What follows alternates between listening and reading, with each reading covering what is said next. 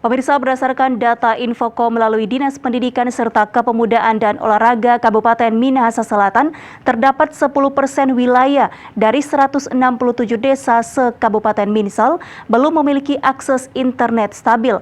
Hal tersebut cukup mempengaruhi cara belajar anak di masa pandemi. Pelaksanaan pembelajaran tatap muka terbatas PTMT di 319 SD dan SMP se-Kabupaten Minahasa Selatan sebagian besar sudah dilaksanakan. Meski begitu, tidak semua anak didik SD dan SMP yang berjumlah 27.289 diperbolehkan masuk sekolah setiap hari. Hanya diwajibkan 15 orang per kelas, selebihnya tetap belajar daring dari rumah dengan sistem rolling. Sayangnya, jaringan internet masih menjadi kendala.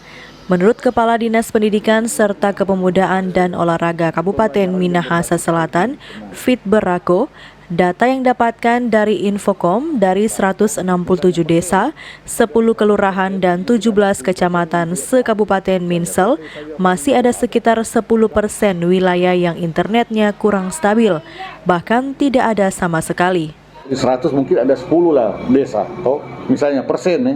Kalau dari 100% mungkin ada 10% yang tidak terakses. Misalnya Tonde saja paling jauh ada.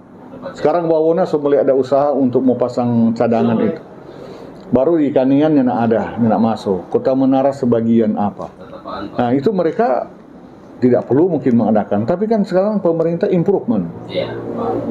Tapi budaya untuk mulai belanja yang bersifat IT, beraplikasi-aplikasi, ini budaya ini harus dibangun mulai dari sekarang. Kalau nanti orang mau kejar, pun ketinggalan anak-anak.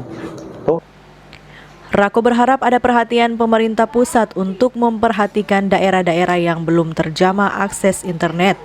Mengingat saat ini sudah era digital dan besar kemungkinan pembelajaran menggunakan buku akan ditinggalkan dan semuanya akan dialihkan menggunakan pembelajaran berbasis IT.